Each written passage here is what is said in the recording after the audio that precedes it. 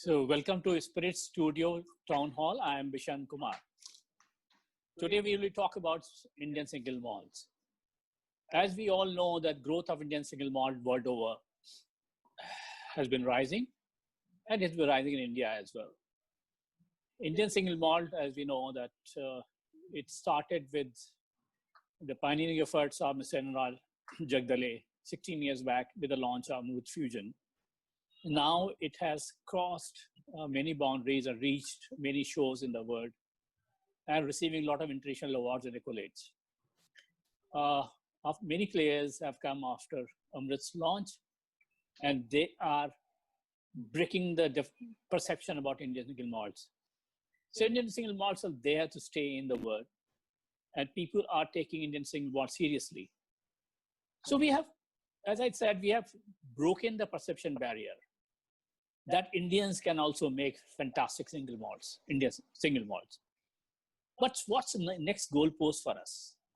What are we doing, Charlie? So let's welcome our prestigious panelist, Mr. Satpal Chaudhary, COO of Code India Limited, Vijay Patnegar, President Sales, John Distilleries Limited, Himanshu Ashar, Brand Head, Paul John Single Malt, John Distilleries, and Sanjeev Banga, President International Business, Radico Khaitan, and Rakshit Jagdale, MD, Amrit Distilleries Private Limited. Rakshit's audio is blocked. Yeah, we are very grateful to all of you joining us. Let's start our discussion. Yes, please. Thank you. Thank you so much. Thank you. So let's start by asking all of you gentlemen that what has been your vision for launching single malts? So if we can start by the pioneers of the single malt family, Mr. Rakshit. So because you have been closely worked with Mr. Neelkant Rao Jagdale. So can you give us an idea, what was the vision behind his single malt? Well, actually, it all started in 2002. I had gone abroad, that is, to do my MBA at the University of Newcastle upon Tyne in Northeast England. And I had to present a project as part of the MBA curriculum. So my father called up and said, why don't you do a case study on marketing Amrut as a single malt whiskey within the Indian restaurant community in Great Britain. There are more than 15,000 Indian restaurants in Britain, or even more now. So, actually the concept and the genesis is my father himself, because the concept idea came from him. And I had some samples imported officially into Britain, and I did the survey in mostly in Northeast England, in the Midlands, parts of London, and obviously Scotland as well. So everything started there in 2002. It happened between the months of August going up till October. 3 months I took to 4 months actually to finish my dissertation. And there the insights that that came out is that the uniqueness of the style of whiskies that Amrut produces, and we in India generally produce, is different than what our Scottish peers produce in Scotland. Though the distillation practices and the process practices are more or less similar, we all make different styles of single malt whiskies, and that is the uniqueness about being in this particular sector of the spirits business world over. So actually it started from there, and it took us a while. I came back to India and presented the project to the board, and took us a while, to get the packaging right, because we wanted to launch the product first in the European Union. And in 2004, to be precise, August 24, 2004, we launched Amrut in Glasgow in an Indian restaurant called Cafe India. And that is the journey for us, and as the Indian single malt sector actually began there. And slowly we moved on immediately to Western Europe. The response was very good for us. And then slowly we moved on to America. In 2008, we were in the US and Canada also. So the journey was up and downs. Actually, there was a point in 2007. I still remember we were about 3 years into the project, and we were turned down by a leading distributor in London, and we were really disappointed. And it was Ashok who heads the global division for us for malt whiskey. It was himself, then my respected father, and myself. We went to Tavistock Square. If most of you have been to London, there's a famous square called Tavistock Square where Mahatma Gandhiji's statue is there. And we sat there for a while. We didn't know in which direction we should head. And then my father said, I still remember those words. He said, if Gandhiji went through so much in getting us freedom, I think he derived inspiration from that moment, I would say. He said, we should take this project further. And it'll take a lot of investment personally from his side and from the company's side. But we've already taken the first step, and many steps we've already taken. So we should see and take this project further. And it was his vision and his inspiration that I value to a large extent today. And the entire credit goes to him for his outstanding. I think it's really sheer guts, I would say, to invest and take something coming out of India and take it global. Yeah. So, Rakshit, And for everybody else, Paul John followed. Rampur has come on board now. There are so many other single malts that are there. I think each and every one, the credit goes to each and every one of us. We have set the benchmark really high as far as quality, as far as packaging is concerned. Codes have also introduced their single malt, I think it was last year, the year before last. So we are all doing exceedingly well.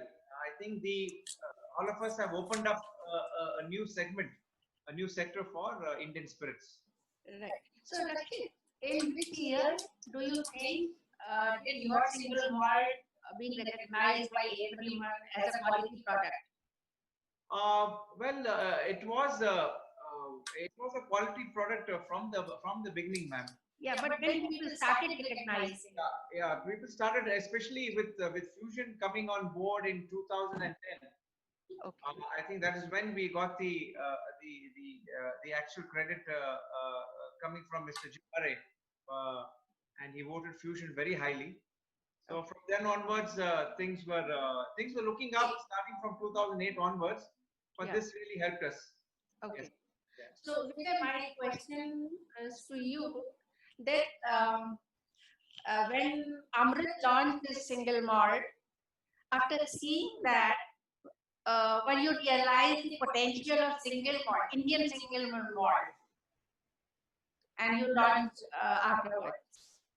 I think our chairman, Mr. Paul John, has got always vision of getting into a premiumization of the company, because last 2.5, 3 decades, he's working in the industry with a very bottom of a pyramid kind of a brands, Original Choice and all. Yeah. Now he had always a vision to put something on the top of the pyramid, right? And since Amrut has created a well-recognized name into the international market, right? He started thinking on what we can bring to the, Indianness to the consumer. And post his thoughtful vision and thoughtful investment, then he started investing into production capabilities. Once they have done that, around 2012, we have launched in London, Paul John Indian Single Malt. From there onwards, our journey is so fantastic and so fabulous. World is known couple of single malts, Indian single malts now, which is obviously Amrut, Paul John, and Rampur right now. Because what we have done to build this category is that we are focused on a quality. Now, I still remember whenever we are launching Indian single malt in India, I still used to run through each state because we launched with a 46% ABV, right? And most of the Indian brands or IMFL brands, they're at a 42.8% ABV. So first we have to convince to the state government, it is a 46% ABV. Then we have to convince to the stakeholders, and that's how we started journey. Today in India, we are available in more than 20 states and around 43 states across the world, in countries across the world. So that's how we started with the Paul John. Okay. Mr. Sanjeev Vanga, your audio is blocked. Can you open your audio, please? Yeah. Yeah. So as we heard about the gentleman talking about the vision and the growth of the single malt, I would like to know from you, is there a commercial evolution of single malt possible, especially in Indian context? Because as you know, Indians are very choosy about what they buy and they have a limited paying capacity, but this is one of the fastest growing categories. So what is the commercial evolution possible for this category? First of all, just realize as a category, Indian single malt category is now 16-year-old.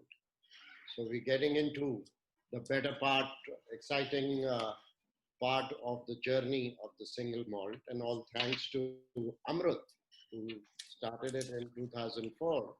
So the good things are yet to come, and I'm very excited about the category as a whole. What the Japanese did with their single malt, there is no reason why we can't do the same thing or even better than that. And I'm sure between Amrut, Paul John, us, Codes, and now even Monmeekans, be very clear what we want to do, where we want to take this as a category, because it's still a very, very niche category. There's huge potential, there's huge opportunity to grow this category. And there's always that mystique about India. The Western world is always looking at something different, and there's so much to offer. Even within India, we're all aging, distilling our malts at different locations, and very much like Scotland, the Highland, Lowland, Speyside, we're all very different. Our malts are very different. So coming specific to your question, Vishnu, there is a huge amount of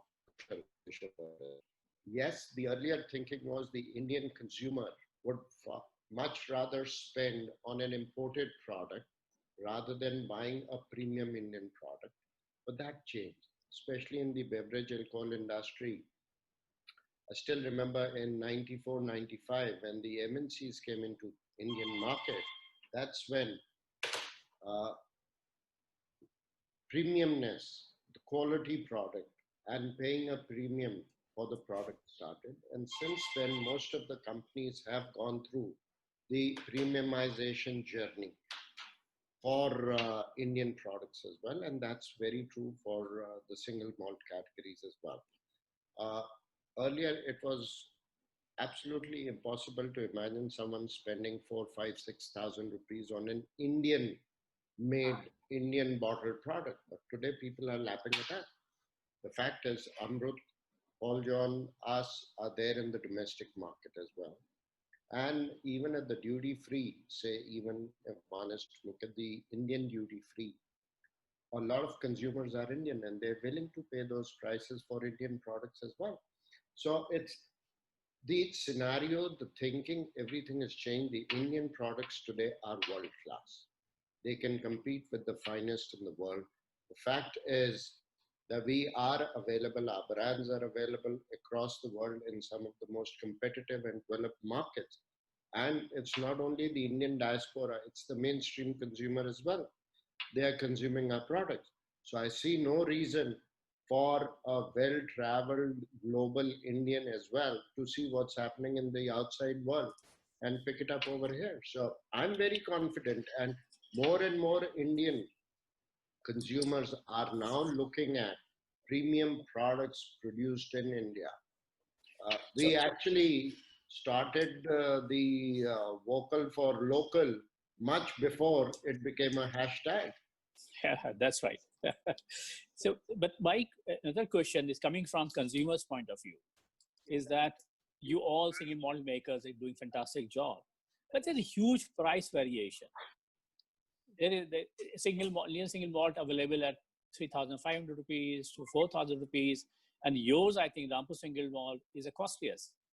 You have about 6,500, 6,700 in Indian market. So do you think this price variation in Indian single malts is justified? And how would consumer react to if I have a Paul John available for 3,500, 4,000? So is it easy for consumer to graduate to Rampur single malt and pay 6,700 rupees for that?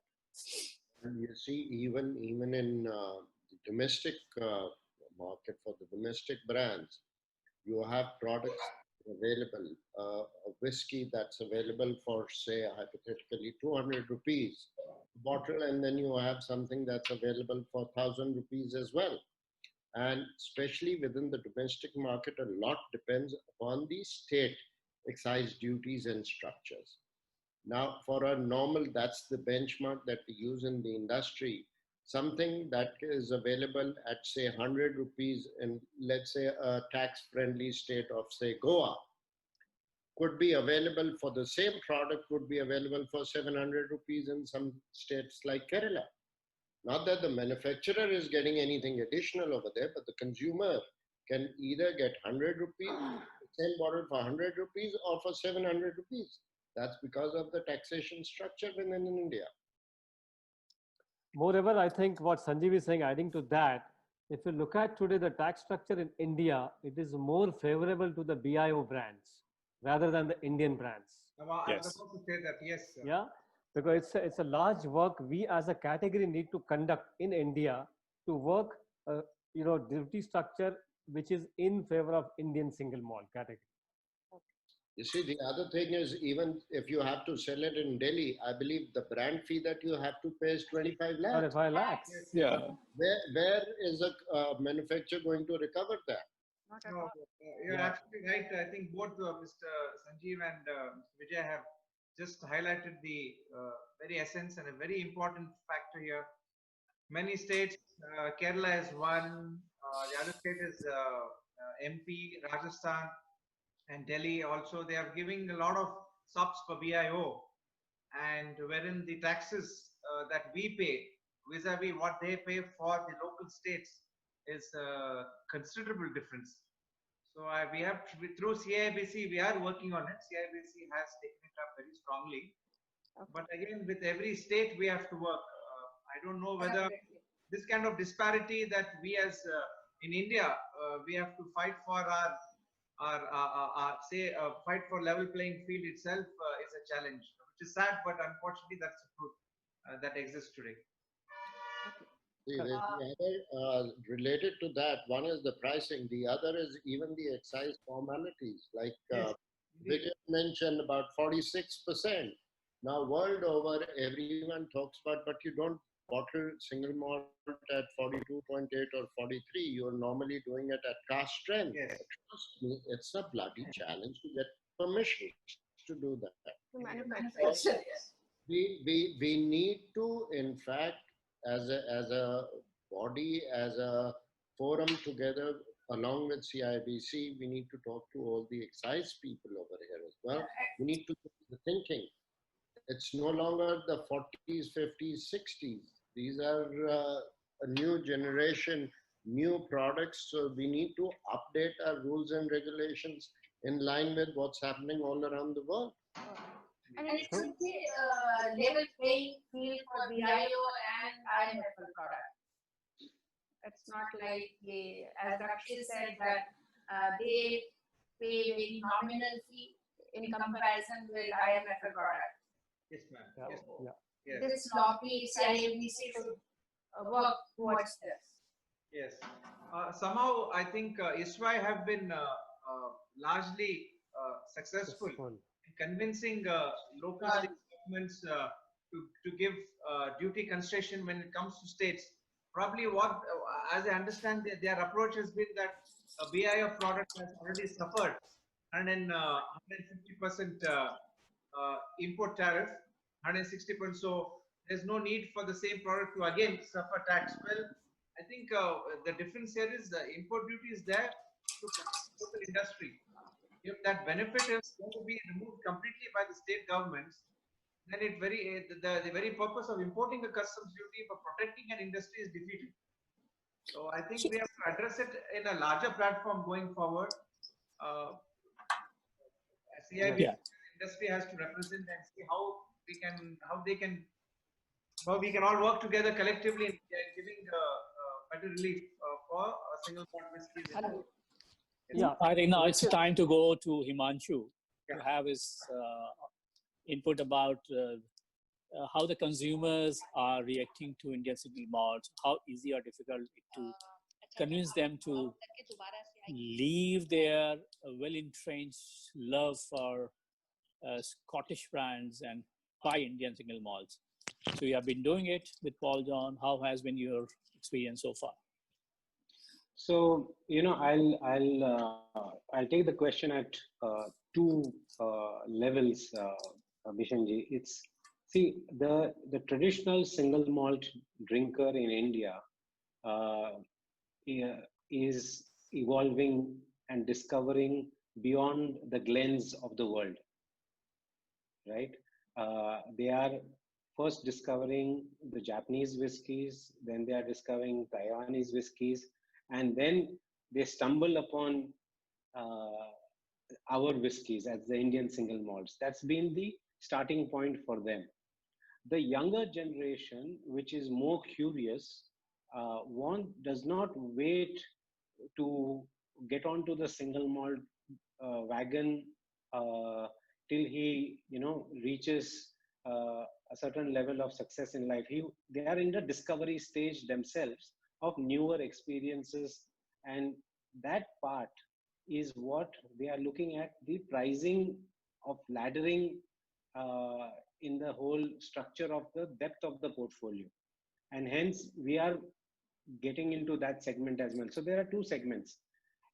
Internationally, the consumers have gone past their Glenfiddichs of the world. They are and Sanjeev is witness to that in last Whisky Life Paris, where we were together, that the kind of crowd that is coming to the Japanese and the Asian section where we were anchored is curiosity, is discovering beyond the usual Scotch flavors or single malts that offer. In fact, I think both Amrut and us, and I have at least witnessed this too, in Edinburgh and in Glasgow, the locals buy our products because they have grown up with the Glenfiddichs and the Tamdhu and the Tomatins of the world, and for Right. them we are the exotics. So Yeah. So that's the three part. So for the evolved consumer, it's a sense of new discovery that, okay, let me try from what my experience palette, what I can get new. And for the younger one, it's why should I wait to go through the usual route of the blended Scotch whiskey, and then only when my hair turns gray, then only I will look at single malts. I want to have it now, and hence we are creating those product portfolio that starts the journey right from the early blended Scotch level. So it is going to be within the portfolio segments and micro segments to the, so it's not one consumer at all.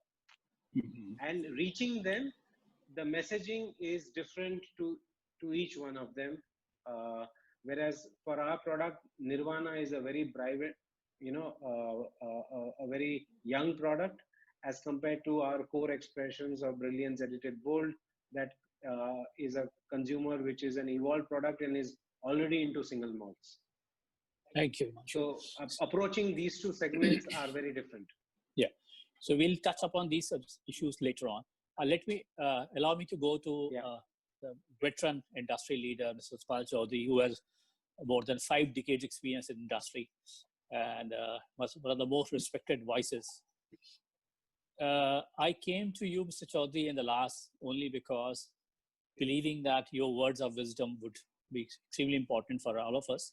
And before that, I reached out to you. I must mention that other panelists, when you refer to other single malt brand, they did not refer your brand, Peter's or Peter Scott Black Courtiers brand.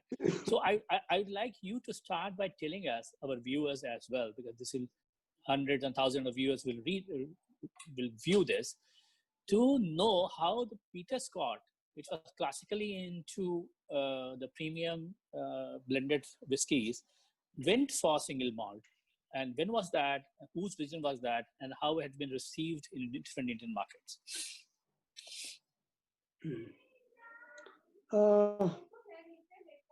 Actually, our ex-managing director, Mr. Hari Khode, where in 2016 he died. We never knew by that time that he is in mind to have a single malt whiskey. Okay. So he had kept some barrels full of whiskies, which, except his younger brother, Swami Khode, nobody knew what is this inside. Okay. Even his own children didn't. So we were just thinking that time that Peter Scott is only single malt. Believe me, in Ambrosia's one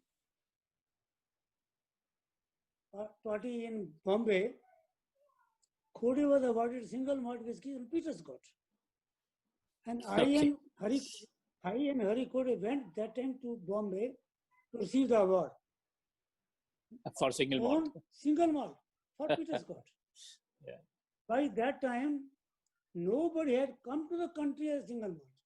Maybe Rakshit's father was a very good friend of mine, and we were very close friends. We discussed many times together how single malt can come to India. He told me, I'm trying my best. That time, we were very happy, we were going well. But then when Jagdale Sahab, I came directly into the single malt, then literally shake-up came up in the country. Correct. There is another single malt which has to come to India, not very Peter Scott is single malt. Then before he died, he told his younger brother Swami Khode,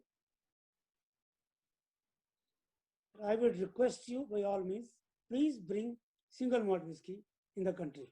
Then I spoke to Shalini also that time, how to do it, because these Khodes, all you know it, they don't spend money in marketing at all. They don't want to spend at all. I have tried my level best. Baba, your malt spirit is very good. Single is very good as compared to anybody. Now today, people have matured a lot on the issue. I have nothing to comment on that. But when we started it, it's a wonderful whiskey. There is no flavor added in separately. There is no color added in that. Whatever you see in the bottle as a liquid is a liquid dark from the wet.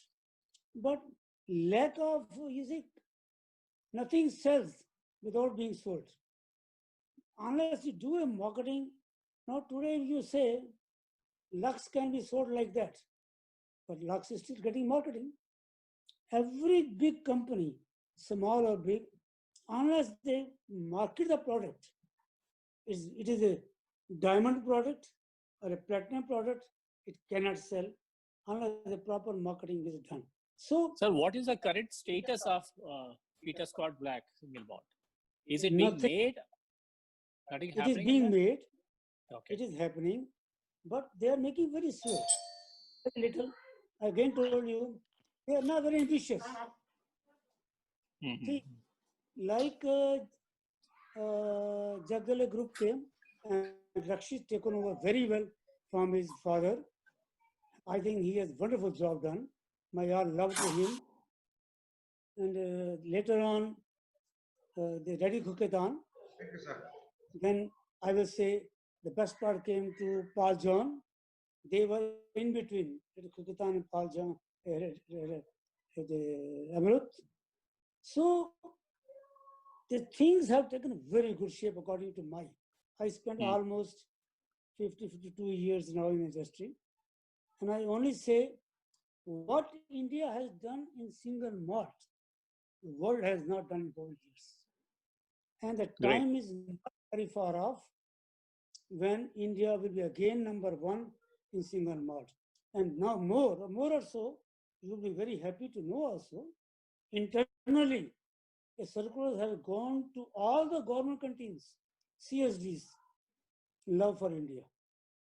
Great. Please buy all Indian goods. So this is very good chance for all our single malt manufacturers. Come up, stand by, and supply whatever requirement is the CSD and all that. Maybe little less or more cost. That's a different part. But Mhm. you will be Indian single malt companies trying to come with the number one in the country. Now comes to codes. Now, I'm not very sure, absolutely. Though I'm a CEO, but they don't listen. They, whatever we talk, what we discuss, Mr. Swami Ghode does what he wants to write. So I cannot say more than that issue. Any other So- question? I will now go to other three panelists. So there's the perception among Indian consumers that uh, about the price. I'm going to the price point again. Maybe Rakshit, Vijay, Himanshu, and Sanjeev Banga can tell us about it. Is there a need to introduce a lesser price single malt so that No, just people hold on, who just are hold on. Just Yeah. hold on. No, don't require. Your No. product are nowhere inferior to any international brand.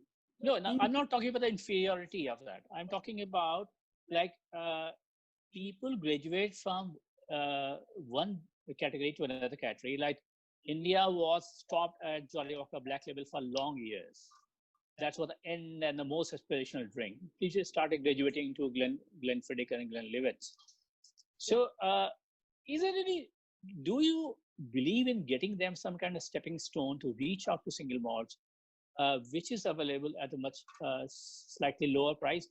I think I and Vijay having a discussion long back when I think Paul John Bold was launched here in Delhi, and he had told me that Paul John was coming out with a approachable price single malt very soon. Can you throw some light on that, please? Yes. Question is, prices again, they have told you, panel already explained you, the price is based on the state excise. The ex-factory price is not big. Just go through. Our ex-factory price for one brand to another brand in single malt are not very high. Same brand bottle, I am giving you example of Peter Scott single malt. Goa is costing you only 2,800 rupees. The same bottle is costing in Bangalore 4,500 rupees. Same bottle is costing in Punjab at 3,000 rupees. Same bottle costing at UP 4,600 rupees. Where do we stand? Do you want another cut the prices? Then you can't provide a good quality of material. Clear. Let's have a other point of view. I have a different views on this, Bishan Singh. See, if you look at Indian industry today, in last 5 years, your standard Scotch segment from a 2.3 million cases, it has gone to around close to 4 million cases. Correct. Now, why standard Scotch is growing? Because there is a brand available at the aspirational price, right? And because the disposable income is going on, the growth engine is a tireless middle class population. Their affordability is going up. Therefore, they are choosing a brand, first of all, right? In the single malt category, consumer choose quality over brand. It's not only the price, right? Now, when the standard Scotch is growing at around 13% CAGR, becoming double in last 5 years, if you look at a premium segment, which is growing by 15%, premium Scotches, right?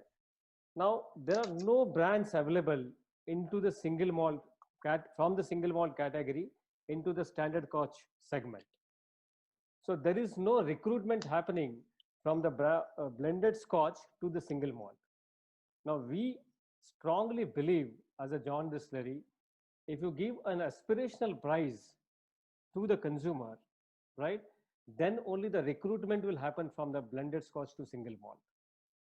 And therefore, we believe creating a pyramid of a portfolio of a brands within the single malt at different price points will drive a category. Now, if you look at today, India, why whiskey is the largest game? Because whiskey, I mean, most of the marketing has been happened on the whiskey only.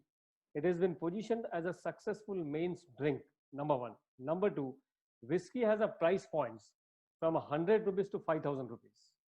So at each occasion, consumer has got a he has to choose what occasion he will go with what price. And therefore, we strongly believe to build a category, the price laddering plays a very important role to expand a single malt as a category. But will there not be a quality compromise? Pardon? Will there not be a quality compromise? Not at all. Not at all. So the initial single malt or the aspirational single malt will be at the 40% ABV or 42.2% ABV, whereas the flagship single malt, which is a non-chilled filter, will be at a 46% ABV. Okay. So we are playing between price and quality. Yeah.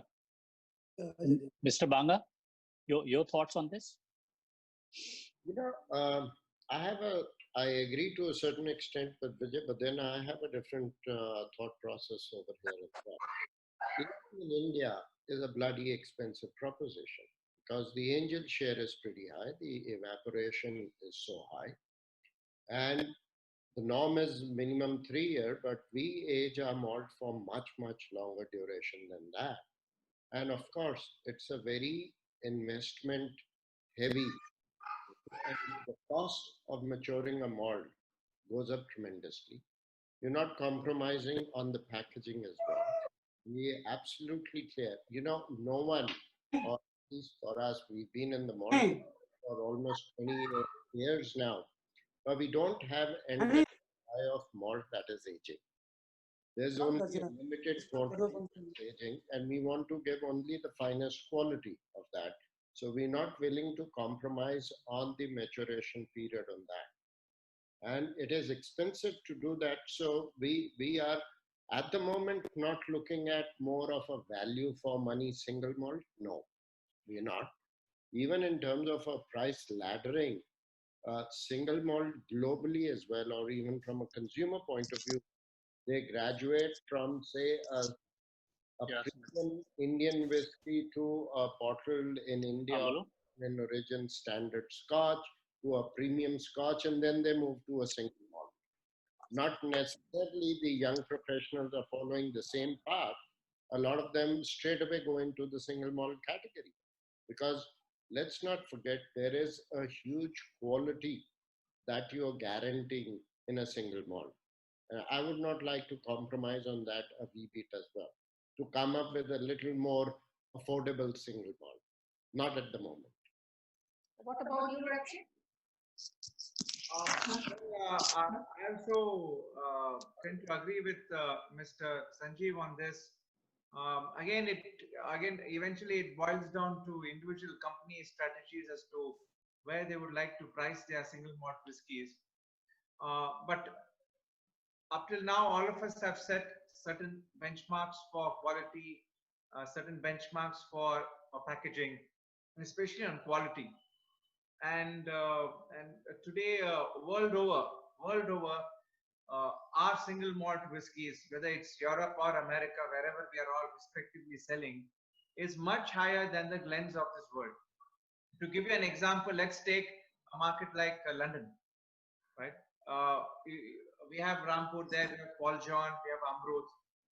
All the three of us currently, our standard variants are averaging anything between 34 to 45, I think it's 34 to 40 pounds for a bottle. But if you look at Glenlivet 12 or a Glenfiddich 12, they are well below the 30 pound per bottle mark. At supermarket levels, even they go much lower. You can find a bottle of Glenfiddich for even 24 or 25 for even Glenfiddich. So as I think there's already a benchmark for quality, and we cannot make it cheap. What Sanjeev was saying is absolutely right. What even Mr. Chaudhary sir was also saying is absolutely, cannot make this cheap because the angel share is extremely high. And depending on which part of the country, we are in, I think the minimum, I think is in Bangalore, if I'm right, the minimum is about 9 to 10%. And if you go to, I think if go to the coast where Paul John is, I think it's roughly about 12 to 13% loss. Go to Rampur, also should be recording around more than about 12-13%. So the question depends on where you are. So we cannot make it cheap. And I personally feel that as Japanese malts are expensive and they command a certain respect and value because of the price, I think we should also command that certain respect and price that of Japan has been able to command within the market for India as well. And I hope and wish that going forward, many new distilleries are going to launch their single malt whiskies, and we also hope that they maintain that benchmark in place at least, and they don't undermine the segment going forward. Right. So, as we know that it's very difficult to launch the product in each and every state of India because of the registration fee or duty structure, etc. But as Peter Scott and Rampur, they are actually one of the oldest distilleries. They have even Amrut also. So, do you people are ready to meet the demand in the domestic market, even if you are available in certain states? Do you have enough stock? So I will start with Sanjeev. No, we don't. Now, the response from the global markets has been phenomenal. Whether it is the US or the Americas or Europe or Far East and all. And obviously we've got the product. We actually launched our Rampur Select in Delhi for a short duration. We had certain allocations for Delhi, which just flew off the shelf. And then we said, all right, hold on. We need to go a little slow on this thing. Our priority right now is all our existing markets. And we've enhanced our malt capacity substantially. And there's been enough malt that's been aging. So we are planning to launch one of the expressions in the domestic market as well. But to be honest with you, it will still take us some more years to build up adequate inventories to cater to what the demand is. And we're talking of only whatever the demand is right now, not even taking into account the future growth projections. So it's going to be a while before we can. Okay. So in the change situation, when the Indian rupee has further devalued, does it make more sense to sell it internationally rather than in domestic market? Oh, I don't think the exchange rate, it's been hovering between 74.50 to 76 or something for more than 12 months now. So the exchange rate is not an issue. Mm-hmm.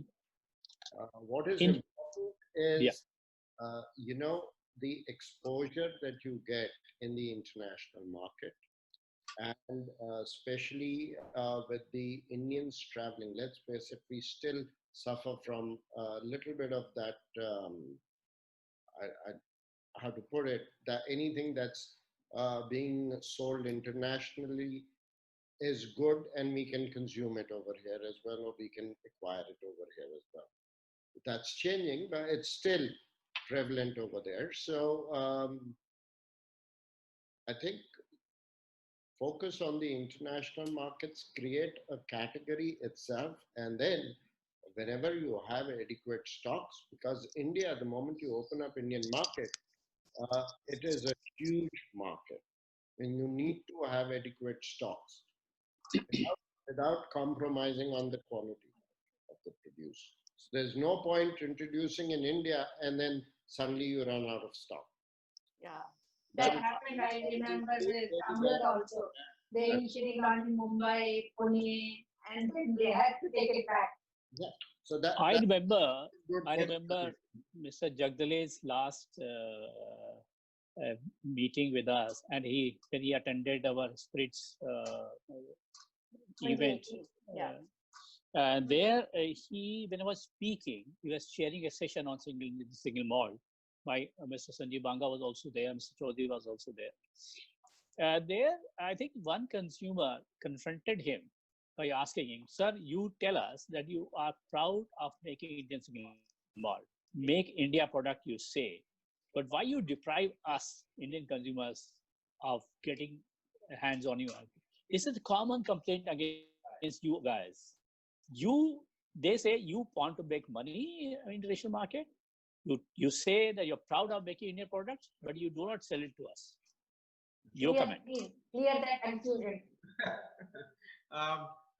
Well, I think it's the reason is actually again going back to tracing back memory lane, going back maybe 18, almost 18 years ago.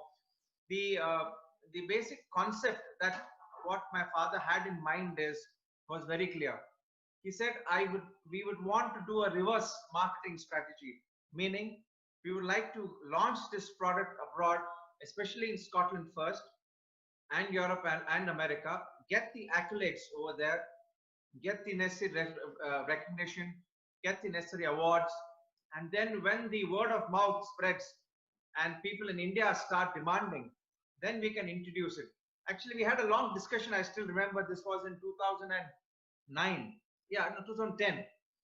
And before even Jim Murray had rated Amrut Fusion highly, and I was still arguing with my father. I said, let's wait for another couple of years before we introduce it in India. Then he said, no, there is a lot of pressure at his friends and a lot of people here in India are asking, I have to go to London or America to get your product. What is this? At least make it available in Bangalore. It was only in 2010, I still remember, that we introduced the product in Bangalore. And we didn't expect that the demand in India will increase. Actually, I think it's got to do with the kind of exposure that we as Indians, especially youngsters, are having today. I mean, we are well traveled today as compared to what a young Indian was at least 20 years ago. They are better informed. I think if you look at the demographic split of the Indian consumer today, I think people are willing to aspire for better quality rather than quantity today. So they would like to, at least they still love their Black Label or Chivas Regal, but certainly they love their single malts, and it's very heartening to see that Indians are appreciating Indian single malts, whether it's a Paul John or Rampur or Peter Scott today or Amrut. I think they are respecting it and they're willing to pay the price, right. And that is very heartening to see. Especially so why can't you guys cut down your international quota and supply more to Indian market? You make the same money. Well, I think that's a good question. Slightly difficult in the sense it's slightly difficult because there are already there's a demand outside already established there, and we have over the past 2-3 years began to distill more quantity. And like Mr. Sanjeev Banga rightly said, we would not like to compromise on the quality. Certainly not. Just because we can earn a few pennies more. But in the long term, we tend to get affected once the quality takes a beating. And this is Mr. Chaudhary, want to comment on this? What's the problem in giving us more single malts in India? But they have a small interjection on that. Excise also needs to change their rules.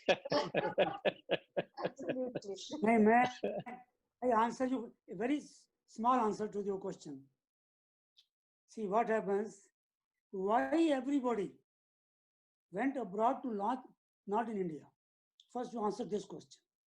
Listen, we Indians believe that it is made in India, it cannot be a good drink.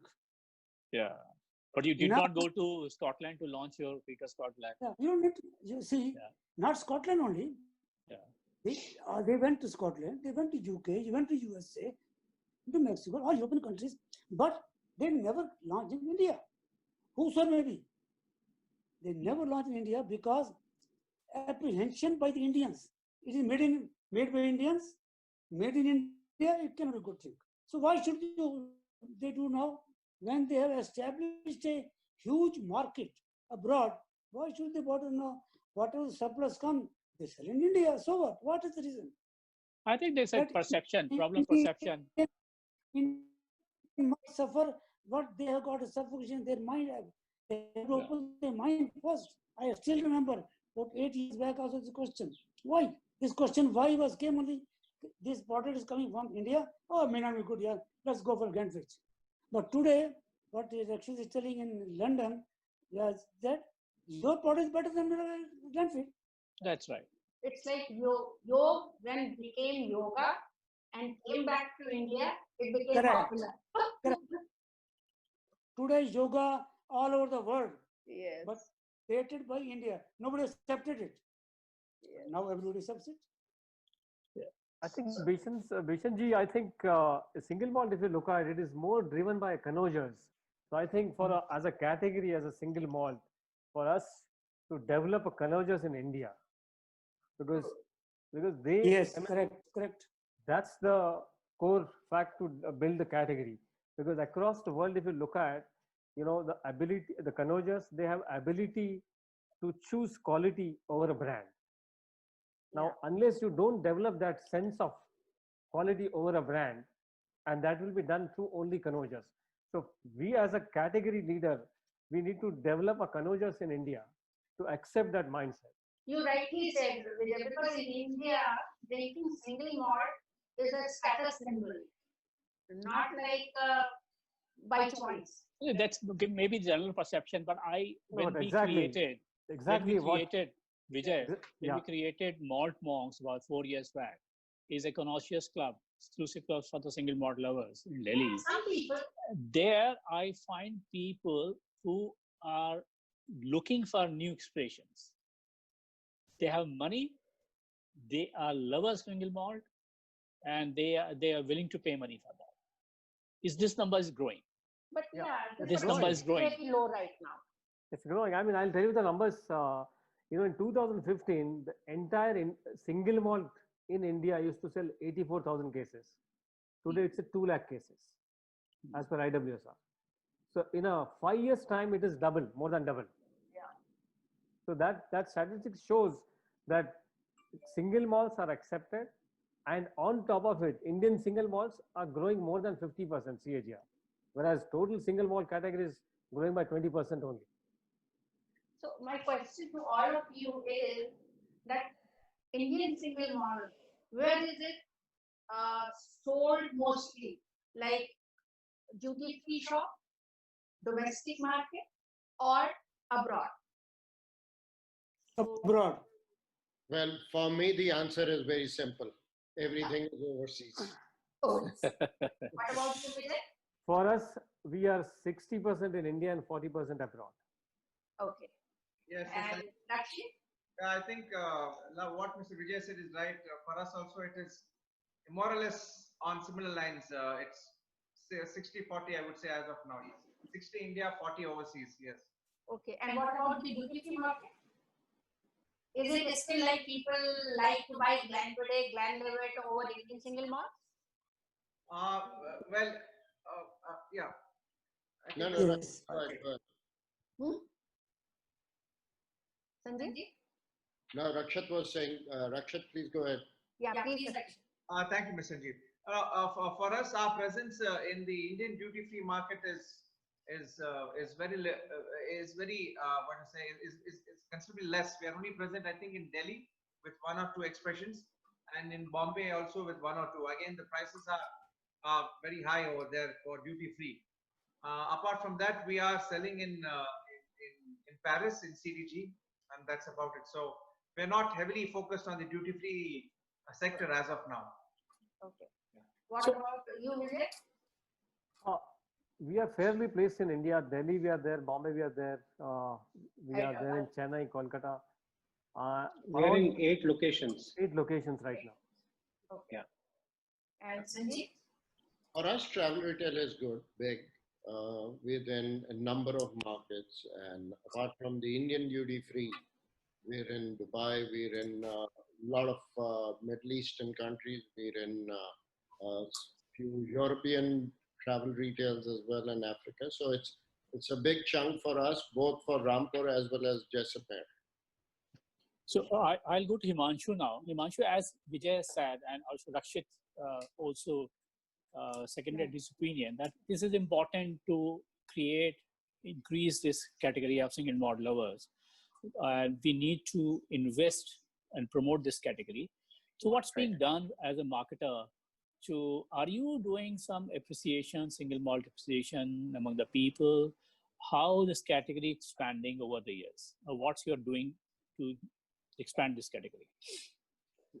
So we have a very well entrenched liquid on lips program across the world, and more so strongly in India to develop the palate of the consumers. As you know, Vijay said that we have to create the connoisseur club in India, and the appreciation will come only with tasting and trainings, and including in the lockdown. I'm just talking of the pure lockdown that has happened in the world. We have across the world and in India continued with our virtual tastings, almost 2 or 3 every week. In international markets, and I mean, I think Amrut and Rampur will endorse that the best part that comes is that the courier company carries alcohol.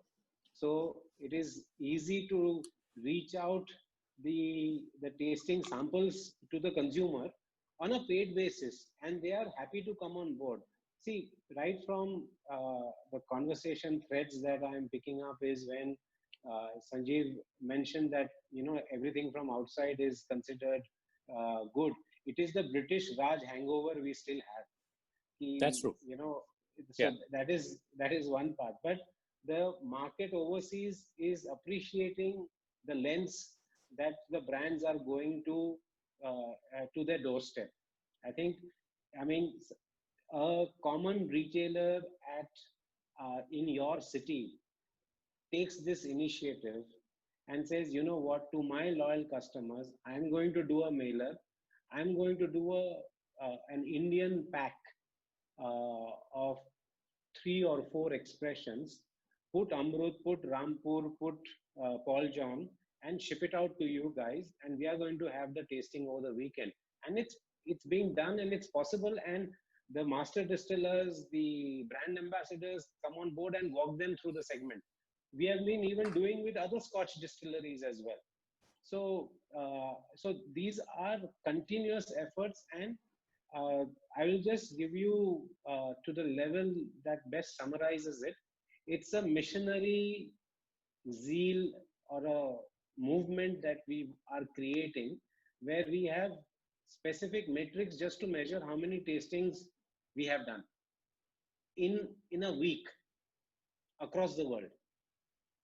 So it's to that level, because I mean, something that we draw from the missionary monks in India, where they went to convert a large part of South India into Christians. There was a missionary zeal. So that is the level of evangelism that we have to bring in to educate the customer. It's just not any half-hearted measure. It has to be the level of madness that we will have to convert these people to taste it.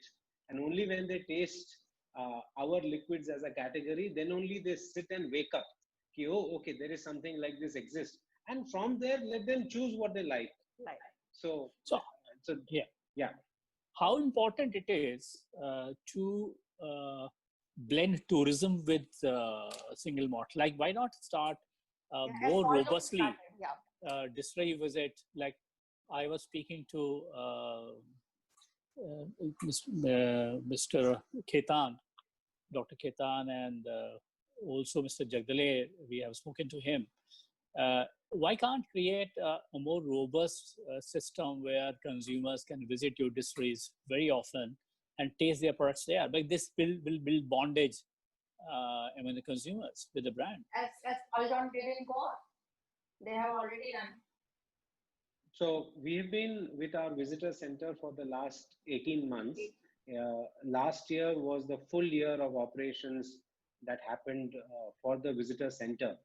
And except for the last 7 days where the lockdown came in end of March. But we have now had close to 8,000 visitors for the full year that we had coming into our distillery. We have a separate focus because as a group, John Distilleries and Mr. Paul P. John also has a hospitality division. So we drew a lot of strengths on creating the experience of the brand extending into a distillery visit and when you taste there. So it's, and we are tied up with Goa Tourism, not only at the local level, but also at the international level, and we co-participate with them in the major fairs of ITB Berlin and London, Travel Mart, where the brand is showcased along with the Goa Tourism. So is this something being done at Rampur Distillery, Mr. Banga? And also, Yes, in Also at Amrut? Yeah. We've been very keen to get this thing started, the distillery tour and all, especially with the bloggers and writers, overseas and whiskey experts. They all love to come visit the distillery. So we've had a kind of a small visitor center earlier, but now we're refurbishing the whole thing. It's being remodeled. We should have been ready by April, but thanks to lockdown, so everything's got pushed back. Hopefully by September, we should be ready with the visitor center, and then we would be initially limiting only by invitation only the distillery tours over here. So that is going to go a long way in promoting Indian single malt as a category. And Himanshu is absolutely right. When we were all together in Paris, we were talking of a distillery tour to the Indian single malt. So you will have Goa, Bangalore, and Rampur put together, and then you can always throw in Taj Mahal. That's right. So, the good thing about the category also is that we've been in most of the trade shows together. So the consumer is so happy and in a way pleasantly surprised as well. Oh, there are 3 single malts from India that are coming in. So as a category, it gives a big boost. And what Himanshu said is liquid to lips. We want to take it further, liquid to lips and from lips to the heart. Yes. So it stays there. Well said. Consumer as a single malt category. And we're too small at the moment to even talk of competition. We're all in this together. That's the great thing. Unlike the IMFL, we're all very clear in our minds as a category. It's a nascent stage. We all need to work together onto this thing and make the category grow. Indeed. yeah. Yes. What about you, Rajiv, at Amrut? At Amrut, we have also got a very small visitor center, and going forward, we are contemplating of building a new one. And what Paul John have done with their visitor center is simply outstanding. My compliments to them, and the way they have done their visitor center, it's superb. So, and like Ms. Sanjeev was mentioning, and even Mr. Himanshu, is something like, as in Scotland, you have the Speyside Whiskey Trail.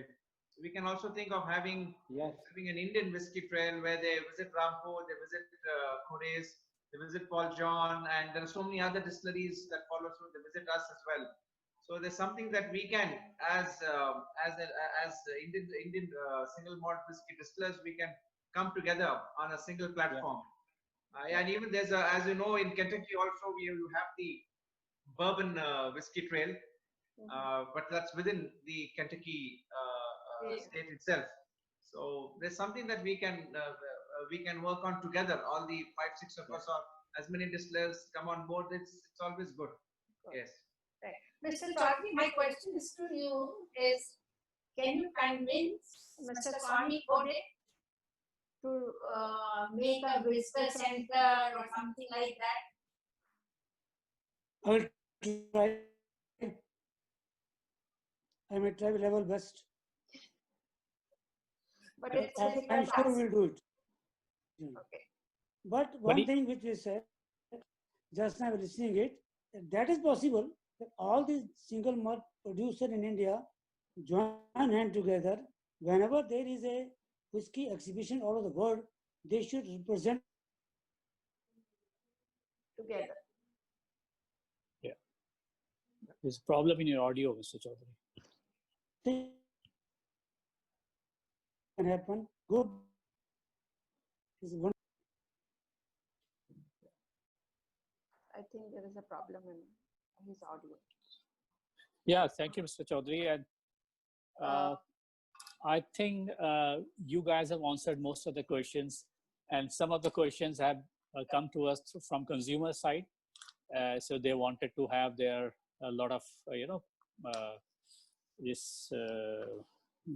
they wanted to know when they are going to have their favorite brands in their respective cities. You have answered very candidly. You answered all of them. But I still feel that as you are reaching higher territorial maps internationally, domestically you need to have greater footprints and rope in more Indian consumers as well, because that's extremely important to remove the negativity which is coming into force thanks to the non-availability of Indian single malts in respective markets. You have fabulous brands, great products at a very reasonable price, and I believe that Indians need to have it more. And for that, people also should come together as a lobby. You do have the IABC and work towards the lower the brand registration fee or excise duties. So that will make your brand availability better. As a last word, Spirits is most willing to come on board with you guys to create a platform for single malt lovers to visit your distilleries. We can promote it in the magazine. We can bring it more in our websites. We want more people to come to your distilleries, taste your brands, and start loving them more. Thank you very much for being with us. Yeah. Have a great day. Have a great Thank day. you. Thank you. Thank you Thank very you. much. Thank you very much. Thank you, everybody. Thank you, everyone.